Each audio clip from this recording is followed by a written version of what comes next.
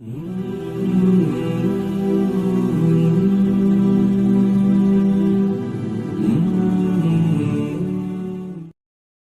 معاویہ جس گھوڑے پر بیٹھ کر نبی کی معیت میں جہاد کیا کرتے تھے، عمر بن عبدالعزیز اس گھوڑے کی اڑنے والی خاک کے برابر بھی نہیں ہے۔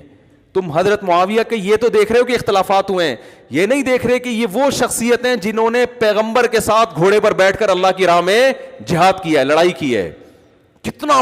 کتنی بڑی فضیلت۔ اور دو فضیلتیں اور ہیں، ایک تو صحابی ہونے کی فضیلت ہے، ایک نبی کی معیت میں جہاد کی فضیلت۔ ایک اس سے بھی اہم ترین فضیلت یہ ہے کہ رسول اللہ صلی اللہ علیہ وسلم نے فرمایا، ابو داؤد کی حدیث ہے، ان احق الذی اکرم بہ الرجل ابنتہ او اختہ، سب سے زیادہ قابل احترام وہ شخص ہے، بلکہ یہ بھی نہیں فرمایا کہ سب سے زیادہ قابل احترام وہ شخص ہے جس کی بہن یا بیٹی تمہارے نکاح میں ہو، یہ الفاظ نہیں ہے۔ فرمایا کسی کا کہ اکرام کی بہت ساری وجوہات ہوتی ہیں، جب آپ کسی کو عزت دیتے ہیں تو بہت ساری وجوہات ہوتی ہیں۔ ایک وجہ یہ ہوتی ہے اس نے آپ کو قرضہ دیا تھا، ایک وجہ یہ ہوتی ہے کہ وہ جناب بہت اچھا ہے، صاحب علم ہے، بہت ساری وجوہات۔ فرمایا وہ وجہ جس کی وجہ سے کسی شخص کو بہت زیادہ عزت دی جائے گی وہ یہ ہے کہ اس کی بیٹی یا بہن آپ کے نکاح میں ہو۔ نہیں آ رہی بات؟ حضرت معاویہ کی بہن کس کے نکاح میں تھی؟ بولو نا یار، نبی صلی اللہ علیہ وسلم کے نکاح میں۔ اور ابو سفیان کی بیٹی تھی، وہ کس کے نکاح میں تھی؟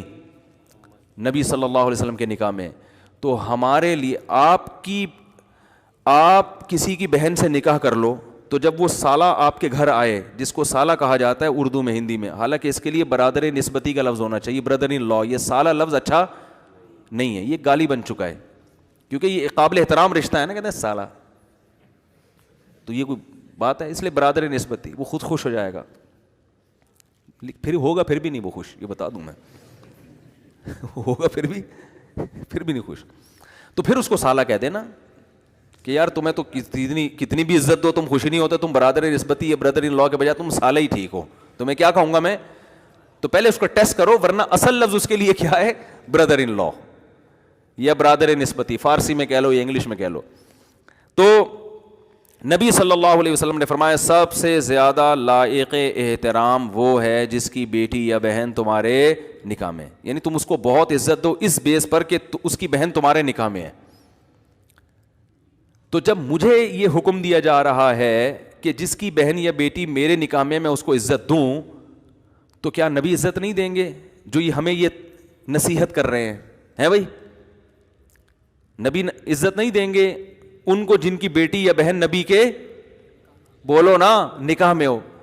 اور نبی عزت دیں گے تو کیا ہم پر واجب نہیں ہے کہ ہم ان کو بہت زیادہ عزت دیں؟ اس لیے کہ ہمارے پیغمبر نے جس سے نکاح کیا، ہمارے پیغمبر نے جس سے نکاح کیا، حضرت معاویہ کی وہ کیا تھیں؟ ہمشیرہ تھیں، اور ابو سفیان کی وہ کیا تھیں؟ بیٹی تھیں۔ تو اہل بیت کے نام پہ دیکھو، اہل بیت سے محبت ہمارے ایمان کا جزو ہے، مگر جیسے عیسائیوں نے حضرت عیسیٰ کی محبت کے نام پہ اللہ کے حق کو کیا کر دیا؟ گھٹا دیا، کہ عیسیٰ کو اللہ کا بیٹا بنا دیا۔ بہت سے بدعتیوں نے، مشرکین نے محمد صلی اللہ علیہ وسلم سے عشق اور محبت کے نام پہ ان کو حاضر ناظر مشکل کشا بنا کر کس کا حق گرا دیا؟ اللہ کا حق گرا دیا۔ ایسے ہی میں سب کی بات نہیں کر رہا، بہت سے لوگ اہل بیت کا لیبل لگا کے ان لوگوں کا مقام گرا دیتے ہیں جن کو نبی صلی اللہ علیہ وسلم نے عزت اور مقام دیا۔ آپ کسی کو ایسا پروٹوکول نہ دیں کہ اس کے پروٹوکول میں دوسرے کی بے عزتی ہونا شروع ہو جائے، یہ جائز نہیں ہے اسلام میں، یہ غلو ہے، یہ افراط و تفریط ہے۔ ہم مانتے ہیں کہ حضرت علی کا مقام حضرت معاویہ سے بہت بہتر ہے، صرف تھوڑا نہیں بلکہ بہت زیادہ بہتر ہے، کیونکہ حضرت علی نبی کے خونی رشتہ بھی قریبی ہے اور پھر نبی کے داماد ہیں۔ بیٹی دینا یہ زیادہ مشکل کام ہوتا ہے بنسبت کسی کی بیٹی کے لینے کے، تو دینے میں زیادہ جگر چاہیے، دینے کے لیے بہت دفعہ سوچا جاتا ہے۔